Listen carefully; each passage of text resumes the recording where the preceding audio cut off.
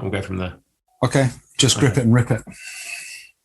Ladies and gentlemen, welcome back to BrokenOars Indoors, our little kind of sub-segment focusing on indoor rowing, not just like the whole sport, but like really diving into life on the rowing machine. And I say we have, Aaron's going to take issue with the we have another interview for you. But interview this week is with James Terrell, or the author of the PainSled app, which lets you, and this is important, row your way around the Zwift Universe. Now, Aaron, you know exactly what I'm talking about here because you love cycling so much, don't you? I totally do. And I remember reading all of the Zwift books when I was a child and being transported to magical kingdoms and magical lands where heroes bestrode geography like colossi, where they slew dragons and they rescued fair damsels and maidens in distress. And there were wisecracking dwarf characters who'd been genetically crossed with ducks. And all sorts of things. It sounds like the sort of thing that I would really like to get back into.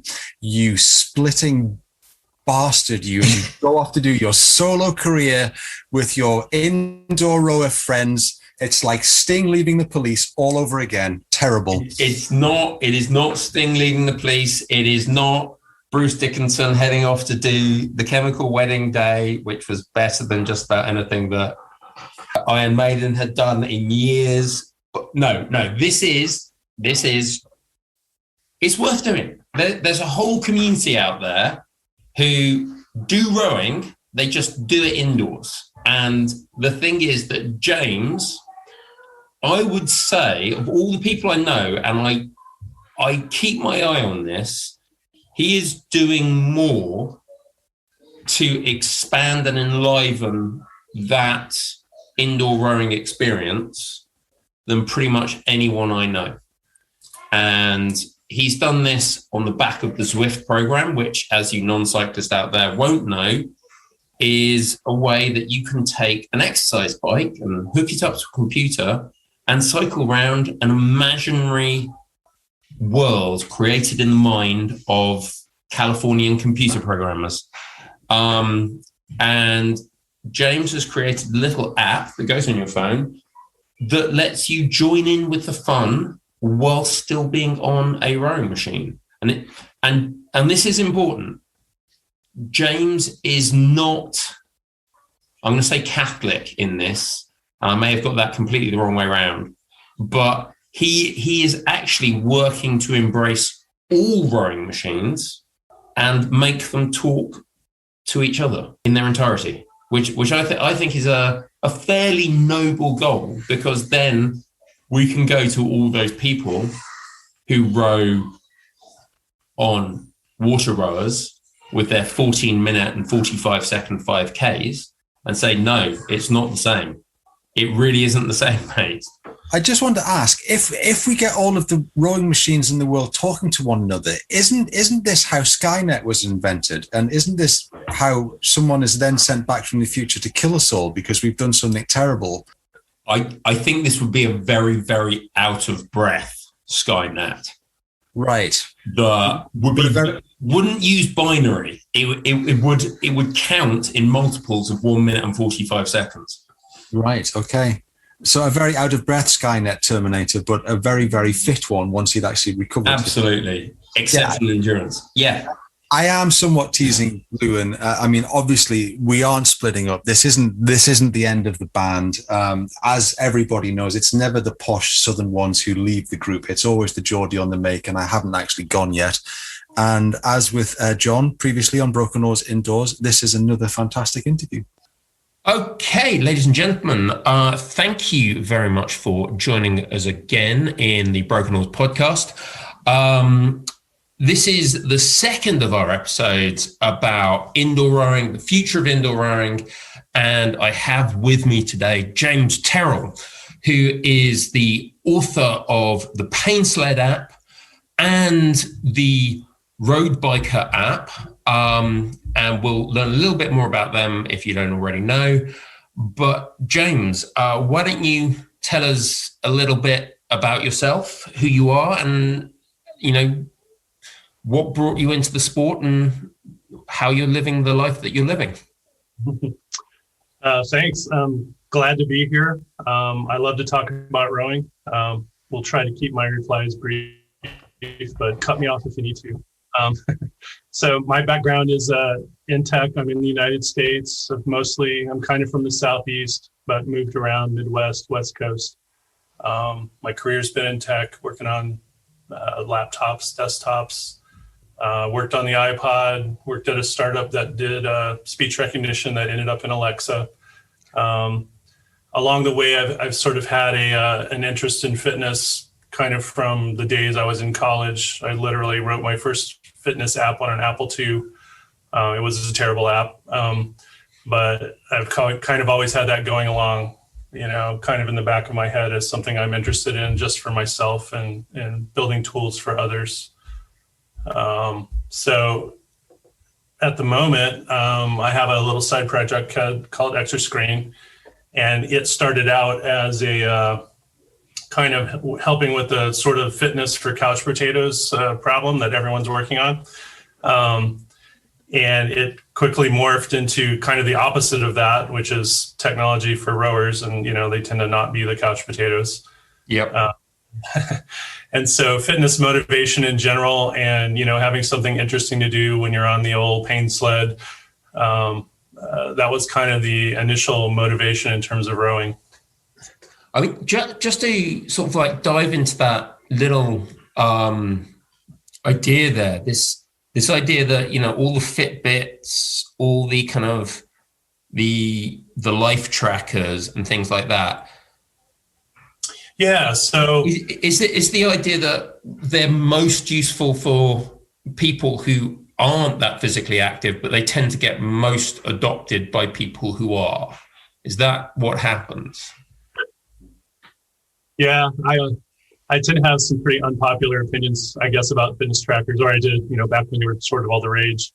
And that's actually what pushed me towards the rowing machine. Was when I started out, you had the Fitbits and the other trackers, and the goal was to sort of, like other people are doing, connect people into sort of a social, authentic fitness experience. If they, you think of the person who's maybe not feeling too good about themselves, they're not in good shape, they're, sitting on their couch watching TV, and we've probably all been there.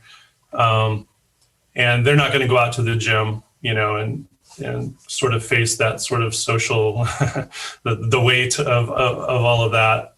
They need something else to do. And of course, now we have the internet and we have little devices that tell us how we're doing with our fitness and our motion and other parameters like that. So, that was sort of the initial thing with ExerScreen was, we'll take the data from these things and we'll start working with that. And the thing you figured out, first of all, was that they are walled gardens. The manufacturers keep the data all to themselves, and they want you to, use their device with their apps, and their experiences. So that was the first problem. And the second thing was that it just ended up not being, the data was not authentic, even when you could get it. You've probably heard the stories of, a company offers $20 a month off your insurance or something if you wear a Fitbit and, move a certain amount. And suddenly there's all these reports of data about, Fitbits racing around 2 feet off the ground, making cornering moves that no human could ever do. And, it's like, yeah, they're putting on their dog's collar every night and, getting their $20 a month. And that's kind of that. And so the model was people would buy a Fitbit for their spouse who they were worried about, they were like, you're not in good shape, and here's this thing that's supposed to help. And they'll try it for a couple of weeks and it ends up in the drawer. Yeah. So from that, I looked around and I had just gotten into rowing kind of a few years before that. And, the Concept 2 is instrumented and it is open and you can get at the data. So I sort of retrenched by heading in that direction. And that's kind of the connection there from kind of the broader thing down to the very narrow, indoor rowing type of market. Okay. What sort of brought you into rowing? What was the impetus to going in that direction, other than kind of like the software availability on the CT? Yeah, so the rowing came about. I refer to myself as an adult onset rower. I've noticed rowing tends to, I don't know if it's a mental thing or a disease, but it's quite addictive, near as I can tell, and people are very passionate about it. But I was always a runner, and frankly, I never had a runner's body. I'm like 6'4" and 110, kg. So that was not going to work out long term anyhow. But as it turned out, back around 2008, I believe, I had upped my mileage and I added in some long downhills on pavement. I ended up stress fracturing my foot basically. Okay. And so, dead stop. And again, I'm sure everyone's experienced this. You have an injury or something and you're still eating like you're going 70 miles a week and you're not going any miles a week, and you start to get a little desperate. And I live on a Lake Wylie here next to Charlotte in the US. And the Catawba Yacht Club here had a indoor rowing, actually on-water rowing learn to row class, which I somehow randomly came across. I'm not even sure how it happened. And I grew up on water. I love boats, anything, having to do with boats and water. So I was kind of like, that seemed like a good thing. So tried it out, loved it, got my kids to do it. It turned out to be a wonderful youth sport experience for the family. I was pretty much hooked after that. Cool. And then, of course, the thing that comes along with the on-water rowing is they introduce you to these machine thingies during the winter. And, you're kind of like, So that was the connection to the old indoor rowers. In fact, the name of my app, PainSled, was an old Concept 2 Model B that they had sitting around that they would, for the youth team, if you showed up last, that's the one you had to use. You didn't get the nice. Right. So I mean, that's genuinely the one with the open fan cage and like the tiny little monitor. Yeah. And the kids called it the PainSled. Fair enough. So I didn't have a rower, and I ended up borrowing that one and putting several million meters in on it. So, I had quite a relationship with that thing, for better or worse. And that's kind of where the whole PainSled thing started. Cool. So tell us about. I mean, I've tried out the PainSled app because I love Zwift, but tell us about the app. Tell us what it lets you do. Yeah, so the original PainSled was literally a Chrome extension, because they let you get at the USB. And that app is still out there. They keep saying they're going to shut down all the Chrome extension apps, but it's still hanging around. It's still got 100 weekly users apparently. That was in 2015. Eventually ported it to iOS, which is the one that's been around kind of the longest in terms of an application. So that was 2018 or so, I think was the last release of the iOS app. And the point of those apps was simply to, it was kind of aimed at, I'm kind of a data nerd, and there was a lot of data inside the Concept 2 monitor that you kind of couldn't get at very easily. Yeah. That was something I was interested in. And I knew some other folks had been kind of talking about it in the rowing team. So the PainSled app essentially let you pull every scrap of data out of that monitor, cool, export it in several types of formats so you could do whatever you wanted to do with it after that. It did have it could sync to Strava and Concept 2 and Training Peaks and, all those types of things kind of automatically. So it, kind of smoothed out that user experience. But primarily, aimed at those of us who wanted to do kind of data collection and analytics, I guess. Okay. So, I mean, I'm fully aware that I'm about to get into the weeds and sort of like possibly lose listeners here, but this is kind of the things that I love about indoor rowing. What sort of data were you pulling out of the concept too. What was it that you can't get from the monitor that you said, right, I want to look at this, I want to look at this? So off the top of my head, there were things like your rating. So we have there's one of the rower, kind of senior rowers, I'll call him, at the club, who doesn't like indoor rowers at all because he thinks it messes up your on-water form because you mess up your slide ratio or whatever, right? So I was like, okay, we can pull that out, right? So now I have a number on there and it says, here's your ratio. So I call it the fill number. So sorry, I'm just going to emphasize that point. So in PainSled, you have got you've got a metric for drive to recovery ratio. Yeah, so it'll be like if you're doing exactly 2-to-1, sort of slide to drive, it'll just say 2. I think I usually end up somewhere around 2.3 to 2.5. I don't know. I don't even really know what's supposed to be ideal, if there is such a thing, but I just know it's probably not supposed to be 1-to-1. I think it depends how fast you go. I mean, I've been watching the Olympics this month. Yeah. So some of the single scullers, I think, would like, no, 1-to-1's fine. It's like backwards and forwards. Let's just time on slide is time wasted. Definitely at the start, and if you're sprinting at the end, I definitely think it gets into that range, although I've never tried to figure that out specifically. Cool. I would say that, for an indoor rowing app, just like that one thing, that one metric,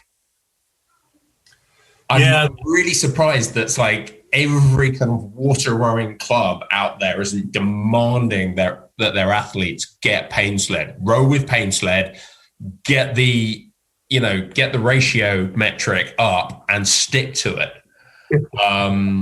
Because that's a real thing that people do worry about. Yeah. And there's a lot of other stuff they have buried in there, like they estimate your drive length, and they do have some artificial things they create on top of the stroke rating, the split time, which of course is an artificial number. But on top of that, they build some other kind of useful things like, how many meters are you traveling on average per each stroke? So you can kind of tell, what your efficiency is versus your rating and things like that. Cool. There are some folks who've taken it farther. Evert Rosendahl, Rosendahl.com, excuse me. It's ROWSindahl.com. He imports the CSV data from PainSled, turns it into a bunch of graphs and metrics and things. Cool. I know other people are doing stuff like that with it. So it's sort of it's a data connector, data collection. That was the initial vision kind of for that app. And then it sort of morphed beyond that.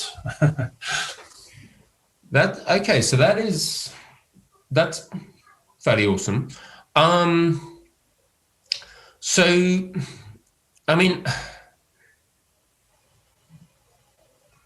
The other killer app of PainSled is what it lets you do with Zwift as well.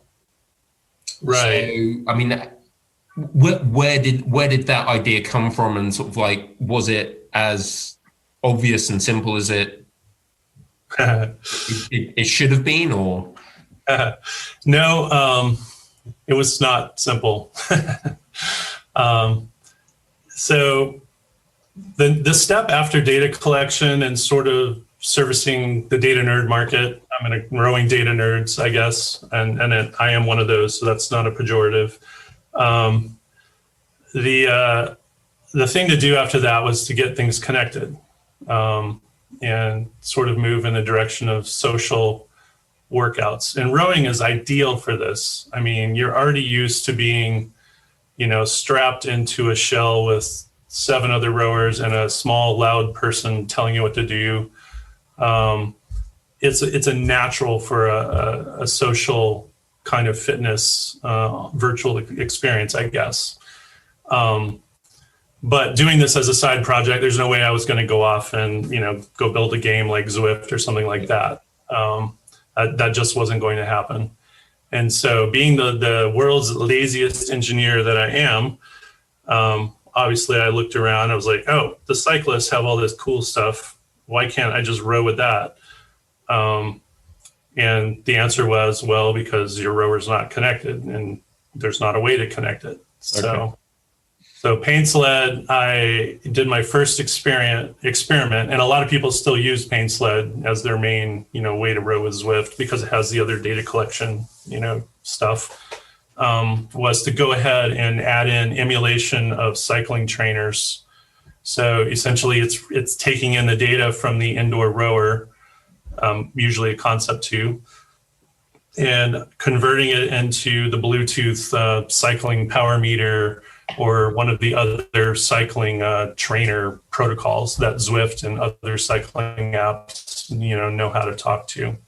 So at that point, you can, you're essentially sending over wattage and cadence. That's kind of the main two things. And really wattage is the main thing. And so you pull on the handle and the little bike person starts to move. And I was kind of like, okay, that's cool.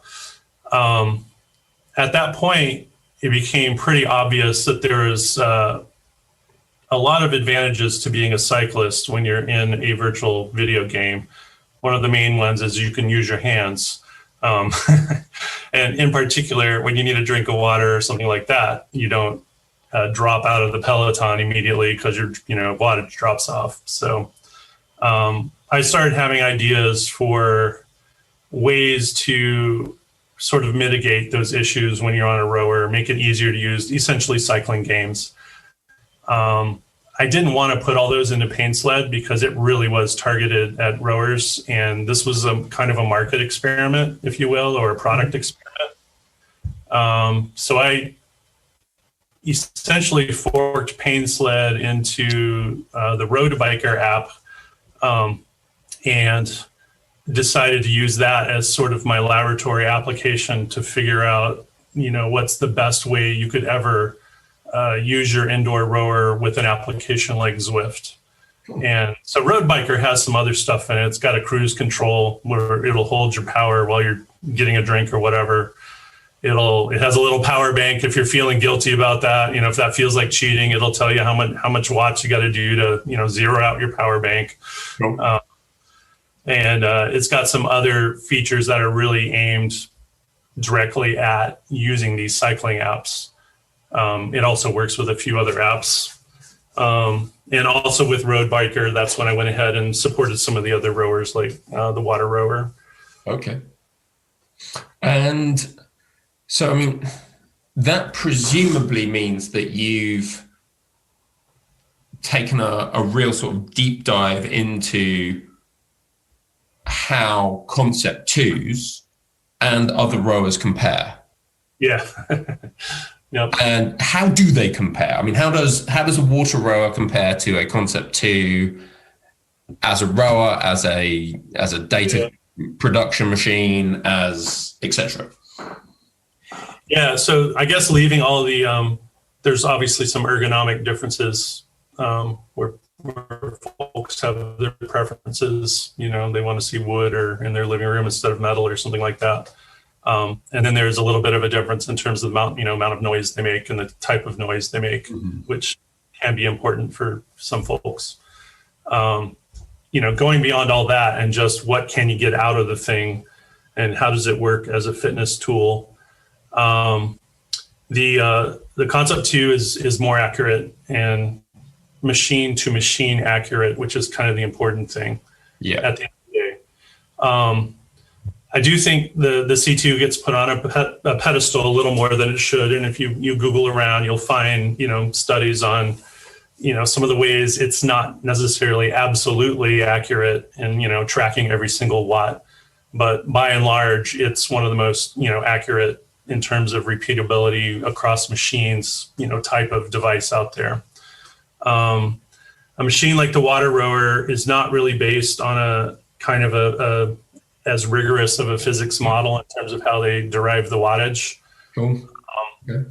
So probably, people are going to be frustrated when they, if you had a C2 and a water rower, the person on the C2 is never going to feel right about getting beat by a water rower ever.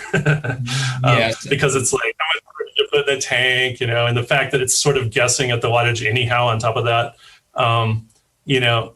there's that tension there.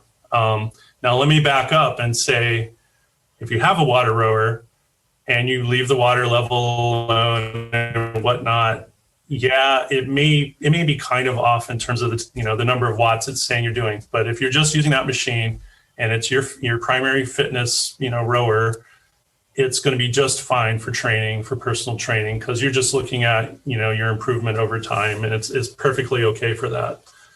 And so basically it gives you a workout. Absolutely. Yeah. I will say the water rowers, what I've heard, and I've experienced it a little bit with the one I have, is, I'm not a super awesome rower or anything. You do tend to top out. I feel like you run out of headroom if you're trying to push a lot of watts, in my opinion. It could be my sucky technique. I don't know. But we have definitely, we're working on solutions. We're actually working on a smart rowing handle, which we have almost in beta now, which we're intending to use to kind of solve that problem, not just for water rowers, but even the fairly cheap magnetic rowers and things like that. And let's talk about the cheap rowers. They really are cheap. They really are pretty bad. I don't know if you've ever been on one. Yes. In a hotel gym in France, it no longer works. Yeah. I was about 32 and I was capable of doing a 6:13 2K at the time. I said, I'm just gonna do 5 by 1 minute maximum because I'm here on work, and so something went wrong in there, and I just didn't mention it to anyone. So if that particular hotel in Paris is listening, I don't think they will be, but I'm very sorry. I'm just happy to hear that somebody put the pain on the sled for change. So I mean, I've gotten one or two of the $150 off of Craigslist rowers, so I can test with them. If you're an on-water rower or somebody who's done CrossFit or you've encountered C2s or water rowers even, you're not going to like them. They're not great. But again, going back to the couch potatoes, you know what? If that's the rower you bought and you're sitting there looking at it and it's like, this is no fun. I don't like looking at the wall. I'm tired of listening to music and watching TV. I want to be able to give you a way to connect it and sort of get into a social fitness experience with other folks, no matter what rower they happen to have. Hopefully you'll move on to, a different you'll get a little inspired, and maybe if you have enough money or whatever, you can get maybe a more capable rower as you go along. But the fact is right now, the number of people who have these devices is pretty small. And it's, nowhere to go but up, as far as I'm concerned. Fair enough. So, I mean, if we look at this idea of kind of Zwifting on the ergo, I mean, what made you think, right, okay, this is a really good idea? Was it the social thing or just the interest thing? What is a user really going to gain from that? What have you gained from it?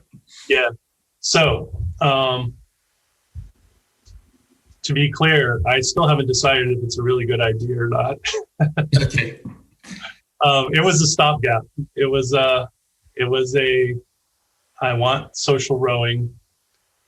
There are no social rowing platforms that really are getting it, and Zwift really is the only platform so far that has managed to get a critical mass of users. And that's the thing you got to have. You've got to be able to go into that app any time of the day and have people around, or be able to set up a meetup or join a race or whatever it is you like to do. You cannot go in there and be the only person on the road. That's just not going to work. You might as well look at the wall. Yeah. And so they've got that. Some of their competitors, are getting there, kind of, but they have that right now, and they've had it for several years now. And so that's really it. And after that, the sort of the mental boundary you have to cross is sort of that being very parochial about your sport, and kind of treating it like, well, I want a training tool that's just for rowing, and I want to look like a rower, and I want to be doing what rowers do. If you want that, you're going to have to wait a little while. Yeah, I mean, I think there are things out there. I mean, there was RowPro has been around for a long time. There's EXR, which kind of is a pretty version of RowPro. Yep. But and as much as I love RowPro for a long time, it was always kind of there was that certain, there was that limit that you could absolutely, unless you were going on at the 8:30 GMT GenFit session, yeah, you probably be the only person there, unless you specifically went to great efforts to say to other people you knew, we are going on at this time. Right. And that's right. And then I think there was another thing, that if there was like the smallest size difference or power difference between you and someone else that you were planning to row with, in 10 minutes, you'd be rowing by yourself. You couldn't see them. Yeah, that's a really good point. So let's talk about the gamification of fitness. Okay. Indeed. If you look at Zwift as nothing more than a video game that you're playing with your rower as the controller, then it works, in my opinion. If you just look at it and go, oh, I'm this cyclist person, kind of like in Mario Kart, you're sitting in a tiny little go-kart or whatever, right? So I'm the cyclist person, and I pull on this handle and the person moves. Okay, cool. So what happens beyond that? Well, they've got all the usual gamification things like levels that you can level up and little badges you can get and all that stuff that, I love to collect, and I know lots of other people love to do that stuff, when they're gaming. So from a pure gaming aspect, there's all that stuff and they've got it. On the social fitness side, that's where it gets interesting. Because if you think about cycling, and this is not to, dump on rowing or anything, cycling is just a pretty good game to play, let's say. It's a good fitness game in terms of social interaction. And rowing has some advantages too that I mentioned, but let's talk about the cycling game advantages. So as a group, when you're in a peloton, you have the draft dynamics, right? So like you say, if there's a power difference in rowing, you're just gone.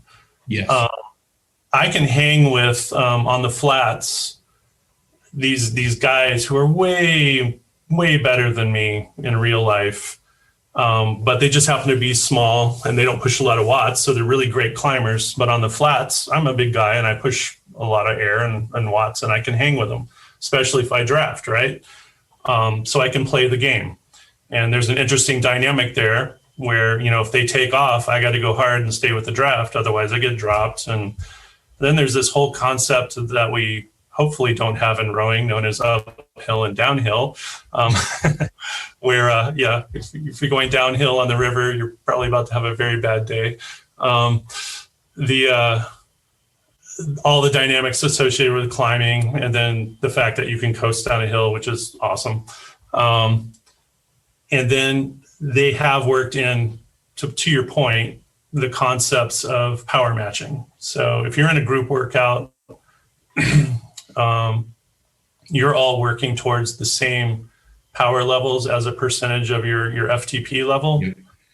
And so it doesn't matter if the person next to you is a class A and you're a class D. When it says go 90%, you're both working hard. That's the concept, right? And so when you're in a workout like that, you want to know, you want to know that the person to the left and to the right is sort of working as hard as you, and you don't want to be by yourself. And then, that's, to your point, I think that's a big deal for people who like social fitness and kind of online connected fitness. Yeah, I mean that's the spin class idea, is that when the instructor says, everybody go for it now, crank up the gear, spin at 110 revs, you can have on one side of you can have a 55-year-old lady who weighs 60 kilograms, and on the other side of you've got an Olympic sprint cyclist, and they're both dying. It's that sort of idea, isn't it? That everybody is in the same cave. Yeah, everyone's vision is blurring at the same time. It's great. Yeah. So I mean, it is that kind of, it's focusing on that social element, it's just got there's game elements there. Yeah. There's things you can play at the end of the day. So it's more than just like kind of the thing about rowing and indoor rowing, I think in particular, is that there is one dimension. There's watts. And that's the only control you've got, almost in, under current circumstances. Whereas at least in Zwift, you've got watts, weight, and their algorithm for drag. Yeah, the draft and then the social constructs that come along with cycling. Like, I've learned all sorts of stuff about cycling I have no business knowing, because I'm never going to be out there on a road bike ever. But the whole concept of sweepers and helping people get back up into the peloton, and just stuff like that just really is really nice in terms of a social experience, because you're literally helping the weaker cyclists get back up into the peloton and things like that, right? Yeah. Zwift actually they talked about adding rowing for a while, and there's even a start arch. I don't know if you've seen it. It's out in the water when you're crossing the dirt road in the marina. I haven't. No, I haven't. In Watopia. Yep. So if you're headed towards, you're in Watopia, you're going across the bridge in the marina, headed up towards the Italian village. If you look over to your right, out in the water, there's that big round thing, which is sort of the place where the road goes, under the water down there. Yeah. You will see a start gate out there in the water. Okay, cool. Starting pen, yeah. No, clearly I haven't been paying enough. Staring it's at not easy. You don't know what you're looking at. You're not going to see it. But all the folks on, like the Facebook Zwift rowing Facebook thing, were always like, is it going to go away? Is it going to stay there? But they, my whole take on it, on rowing as a virtual sport, is that there's this level that everyone starts at, which is rowing a single. And I love rowing. I love it way more than cycling. I'm always going to be a rower. I will probably only ever cycle like casually as a mountain biker or something, right? Just to be level set. But frankly, the idea of sitting in a game, looking backwards by myself, going slow, not interesting compared to the game that is cycling or any other artificial game somebody may come up with for fitness, right? Yeah. But that's where all these games start out at, which I think is kind of fatal. I think, me personally, if you went straight to, you're in a quad or an 8 and you have a coxswain, let's say real or virtual, to me, all of a sudden it's way more interesting. You're still, kind of facing backwards and it's still flat and whatever. But once you have a team there, I think that would probably give it a chance at least. And then I think if you're clever about it, you'll go in and add some game elements that are not very rowing-like, in order to jazz it up, probably. So that kind of idea of the synchronization that's required in water rowing, bringing that into indoor rowing? Yeah. Even just as simple as just combining your watts, right? It's almost the Peloton idea, only it's taken to the nth degree in a rowing shell because you're, attached. So, at that point, I can, if I'm a club rower, and to be fair, there's not that many club rowers, but, relative to the human population, but at that point, you at least are able to go to teams and stuff and say, kind of get a toehold by saying, look, winter training, you can just send people off by themselves and pull on a handle, or you can have them be in the boats they're normally in, see what their boat wattage is, let them race each other if you want to, or go cruising around, past the volcano in Watopia or whatnot. There may be something there.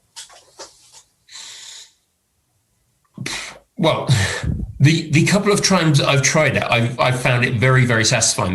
The only problem is that I've just been trying it this week, and I've been frankly disrupted with staying up late or getting up early, depending on how it is for the Olympic rowing. And I've been profoundly not concentrating on numerous other things. So I think I've only spent about 20 minutes on it, and I haven't got the full thing. I haven't got that idea of just like kind of going forward up, as you say, through the Italian village, right up the big summit finish, through past the dinosaurs, past the bear that's falling off the tree, and all these little Easter eggs that I absolutely love in Zwift, that just make it basically such an enjoyable experience to do. But okay, here's the question. Do you think that taking the PainSled app, getting in there into Zwift as an indoor rower, is that going to make you a better indoor rower, or is that going to make you an indoor rower who's having more fun? First, I would ask, is there a difference for some people? No, that's an absolutely brilliant question. I mean, it's just like, as much as I kind of love the data side of things, for me, I got into rowing through indoor rowing. I started just like having a vague idea, having been to a rowing school, but never having rowed. So I kind of knew what you were meant to do on an indoor rower. I knew you weren't meant to lift the handle over the knees. And I just loved the fact that there was a metric and you could make it go faster. And then I found out about the fact that there are other people who do this at the same time as you, and you can beat them. And I love that idea. But that I recognize I kind of like represent a very, very small fraction at the far right hand end of the curve of kind of like the desire to compete against others. But this idea of being better or just actually having more fun, that's a very important question. Yeah. So I guess that brings up the whole question of sort of the different goals that people have. So like you say, competition is definitely one of them. On the other end is just general fitness, people who just want to be, get their CV fitness up or whatever. And then all sorts of shades in the middle. So I'll answer the training question. And this is going to be based on hearsay from my users. I don't consider myself a heavy trainer, although I am going through the Zwift Build Me Up, actually the 12-week course, actually right now. And I guess what I will say as a rower using a cycling tool to train, you do have to, keep in mind what your personal goals are. I'll use an example. When I started at the rowing club, everyone's always talking about their 2K time, right? Yeah. And I'm like, okay, this sounds like a thing. So I did a 2K on my own. I was like, oh, that sucks. And after a while, they wanted to race, and we were going to go to some regattas and race. And the distances were all 1K because it was masters. And I was like, why do you guys care about 2K? You're not racing that. You're racing 1K. You should be training for that. What's your 1K time? Nobody knew. And so using a cycling app for rowing trainer just goes beyond that problem, because you have to think about, well, cyclists, unless they're doing the indoor track thing, they tend to do these 3 or 4 hour, races or whatever. And the rowers are doing these drag races, that are over in 6 minutes, or maybe head races in the fall that are, take 15 or 20 or whatever. And so if you keep that in mind, you absolutely can use it, in my opinion, as an effective training tool, because watts and heart rate are the same no matter what you're doing. Yep. And you can, I've built my own workouts based off of, the workouts I've heard from coaches, right? The rowing workouts. Yeah, absolutely. Doing pyramids and things like that. It turns out the cyclists have the same things. They just tend to be a lot longer.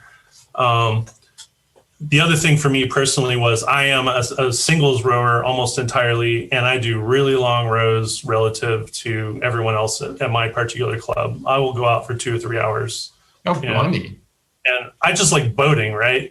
And to me, it's freedom. It's just, I can get in this thing, I can go anywhere I want on this lake. The lake's 40 miles long, and I don't go 40 miles typically, let's be clear. But it's not like you're on a kayak or something where you're going kind of slow, right? You can get in a single, just go tearing around, and I just love that, right? Cool. So that's my jam. So the cycling stuff actually probably works out better for me than it does for some people. Yeah.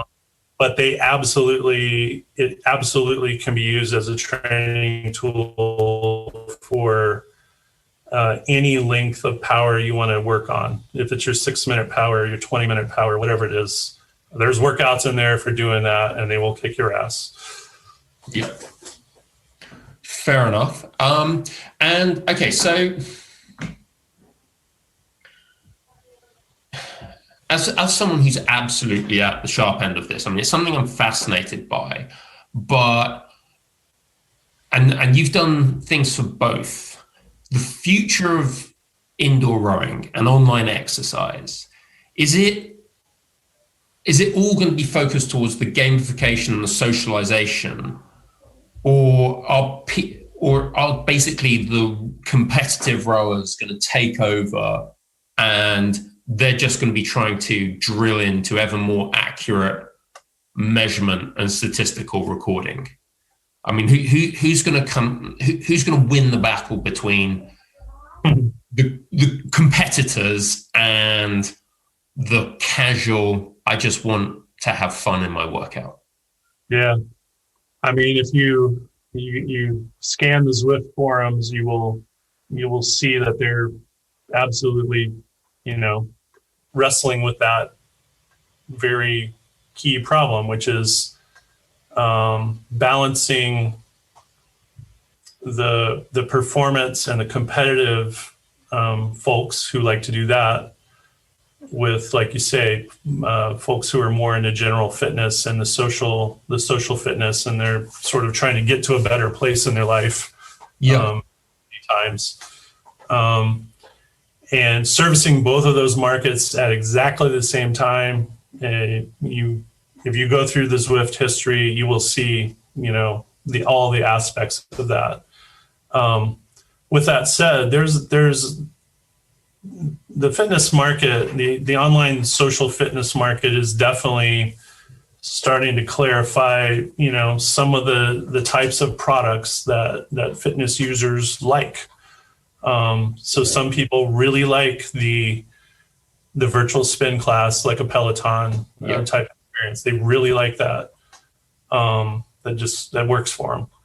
Some folks like the competition, and having a platform that does that accurately and in a valid way is very important. And some people like to go off on their own, or maybe set up their own groups, and they just like playing the game. They just like get the next level or get the next badge, or, oh, there's some new routes to try out. I'm gonna go collect those today or whatever. I think a fitness platform, Zwift is trying to do all of it, other than they haven't done the Peloton thing yet. I don't know that they're going to go that direction, but I think the answer is going to be probably the general fitness market is probably going to be the biggest one. Sure. And I've always sort of thrown around the phrase Fortnite for fitness, and I know other people have. And basically, it hasn't happened yet. I know Zwift sort of claim they are, but they're not in terms of users. They're microscopic. So again, if I have normie listeners out there, I'm really sorry, but so you're thinking of like the Fortnite model where you have really kind of short, intense, social games, or are you thinking more of like World of Warhammer? I'm talking not the game itself, but more the size of the market and so if you think, you could actually make the comment that anyone who plays Fortnite or any video game is probably a candidate for fitness as well, because they're spending a lot of time sitting around looking at a screen. Just the sheer number of people who play a game like that, compared to a fitness app like Zwift, it just dwarfs it, right? Yeah. But if you look at it, you can say that's where it can go someday. If you can make a product that's engaging, easy enough to do, and by the way, you're at the beginning of your Zwift journey, it sounds like, and Zwift is not easy to get onboarded into. And the fact that you're doing on a rower and you got PainSled and everything in the middle of it probably doesn't help. So there's a whole lot of UX and onboarding and probably gamification that has to happen before there's truly a Fortnite for fitness. But if you want to think about where fitness is going, that's where it's got to go. That's the people who need it. So it is for the general user. It's for people who want to have fun getting fit. It's not actually for the guys who are kind of like competitive in a specific sport. Well, I honestly don't know that, because it may be that a large number of those people are also interested in competition, right? And certainly if you're playing Fortnite, you're a little interested in competition. Yeah, that's very true. So it may actually turn out that you end up getting a lot more people than there are now who are interested in the competitive aspect. Because right now that's being fed by, talking about indoor rowers, but it's the same for cycling. It's being fed by people who in real life are interested in competition more or less. And there's just not that many of them. Especially for rowing. Whereas if you start to come at it from, here's a bunch of people playing video, you're used to playing video games, they like gamification, they like competitive video gaming in a sense, even though, it might be casual. They're not going to think twice about, if you drop them into a fitness experience with a bunch of other people and say, here's your team, here's how the game works, here's our objective, let's go win. All of a sudden, you may find out you got a bunch of people coming the other direction going, I love this indoor rowing thing. I wonder what a real rowing shell is like, right? Yeah. I mean, okay, on that idea, this like crossover between, so indoor rowing, it goes really in fits and starts in the UK, but indoor rowing has actually been seen as kind of, I think you mentioned it, a gateway drug into rowing. And that happened very much in the early part of this century. I think it might be happening a little bit more now. So you're getting people who are going to CrossFit, people who are rowing online, or are part of an online indoor rowing community. But through the pandemic, are suddenly thinking, oh, what can I do this on? Can I do this outdoors?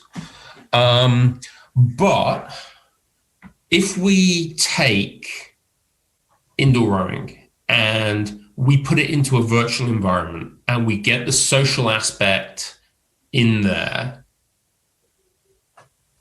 and we get it's like complexities of gamification. So there's like a synchronization and there's a skill level, and possibly you get power up. So you can actually, if you spend enough time, you can row beyond your level. Or I can throw red shells at the A boat that's beating me. That kind of thing.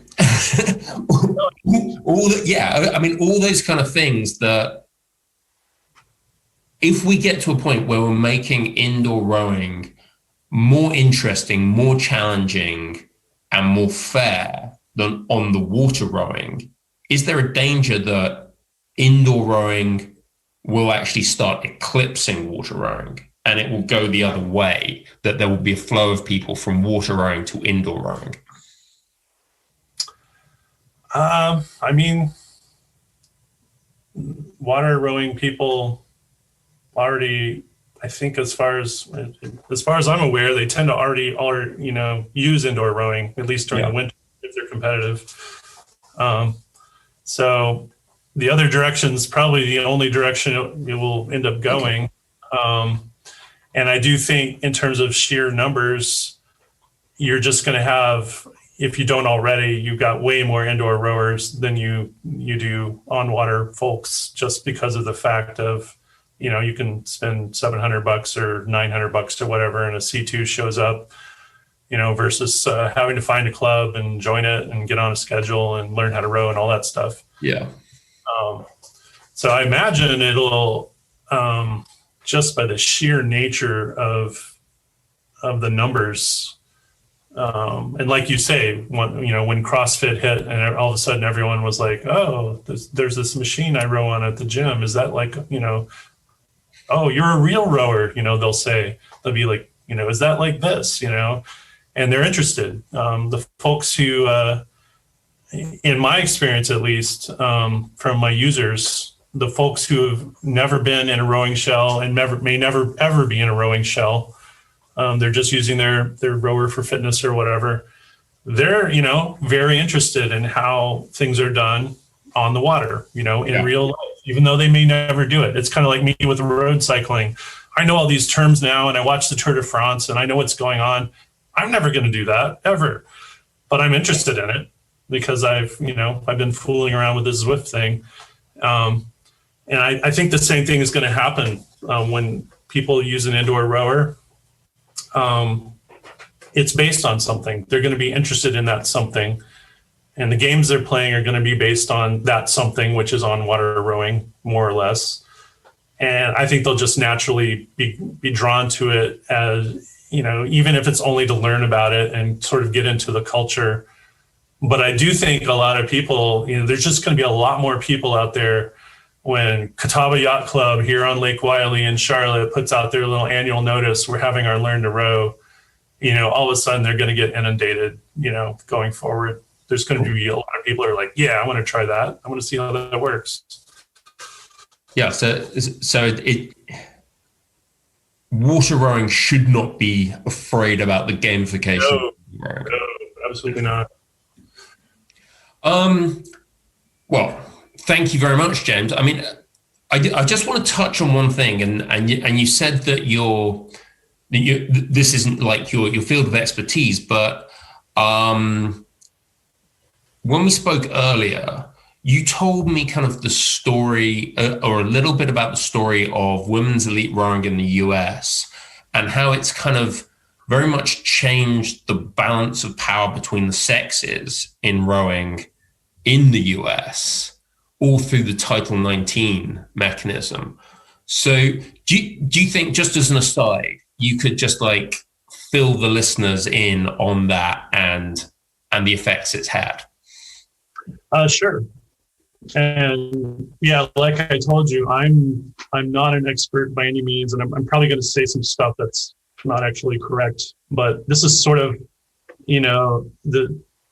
what I've heard as a rowing parent. Both of my boys went through the youth team here, and just in, looking at the news as it comes through from US rowing and whatever. But in essence, I guess if you're not in the US, the summary of Title 19 was that public universities needed to spend the same amount of money on women's sports as they were spending on men's sports. Yep. And so here in the southeastern United States, American football is basically religion, and probably the main religion, or at least it was. And so we have these large colleges, universities that some folks refer to as football factories, who were spending tons of money on this sport, essentially as an amateur or an entry league, to the professional leagues or whatever. So when Title 19 came along, suddenly they were faced with this issue of, we're spending all this money on men's sports. We got to find a way to spend the same amount somehow on women. And so, they're looking around, they're going, well, okay, we can have a lacrosse team. What does a lacrosse racket cost? What does the net cost? And it wasn't adding up compared to, the stadiums and all the stuff they had for American football. And so apparently they all suddenly discovered, oh, there's this thing called rowing, and they have these $100,000 carbon fiber shells, and you can build these $1 million boathouses, and there's all this other stuff you can spend money on. And they absolutely latched onto it. And so suddenly you had, which was kind of strange, suddenly you have these kind of football factory schools like University of Alabama and Auburn and Texas and all these places where you never expect to see a whole lot in terms of rowing or anything like that. Suddenly they have these women's teams, shiny boats and, new gear and, doing well.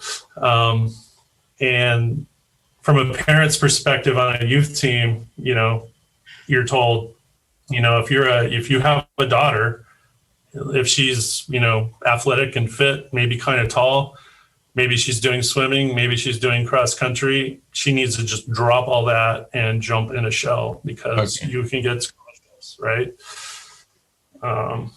And so at this point, there are a lot of nice new boathouses and big shiny programs for NCAA women's rowing. Men's rowing is not an NCAA sport. It's a club sport. Okay. So at these campuses, the women have the really cool boathouse and all the good equipment, and sometimes they'll share a corner of it with the men's club or whatever. There will be a lot of listeners in the United Kingdom who will be recognizing the exact inverse of that story. Right. Exactly. For university rowing in the UK. I assume if you talk about the Ivy League schools in the US, which is kind of where rowing kind of did its thing, I assume that was probably true there as well. Probably. I don't really know. Right. So there we go. The power of equalities legislation to affect things, which is, it's fairly remarkable, but at the same time, it's clearly done US women's rowing a power of good. Oh, yeah. James, I don't have any other questions for you. If you just like to do like the standard thing at the end of a podcast interview, Exoscreen, Road Biker, PainSled App, where can you find them? Where should people look for them? So PainSled and Road Biker. PainSled iOS. There's Road Biker on iOS. Road Biker is if you're very, very interested in Zwift, not really interested that much in data collection. You're just more interested in the gamification aspect. Otherwise, PainSled is kind of the main app. There is a version of Road Biker on Android as well. We have a beta of PainSled, which essentially takes everything from Road Biker, this is not the same as iOS. But the current Android PainSled beta, it's an open beta, you can get it on the Play Store, has everything in it that's in Road Biker, has everything in it that's in PainSled. other than we're still working on Workout Sync and some other stuff. Cool. Going forward, I did enough work on Road Biker that I'm happy. I kind of know the good things to move. And so Road Biker will eventually go away and it'll just be PainSled again. And PainSled will have all the stuff in it from Road Biker that ended up being useful. That's kind of the vision. Awesome. So your friendly neighborhood app stores, just go in there, Yep. PainSled, Road Biker, based on what you want. Yeah, send me emails, support@extrascreen.com. We got some folks run a Facebook group for Zwifters rowing on Zwift. If you're interested in that, join that group. We'll get you going. Cool. Will do. See you out there on the virtual tarmac and/or water. Excellent. James, thank you very much indeed. It's been a great chat. Much appreciated. Yeah, what a pleasure. I'm looking forward to seeing what goes with this. Cool.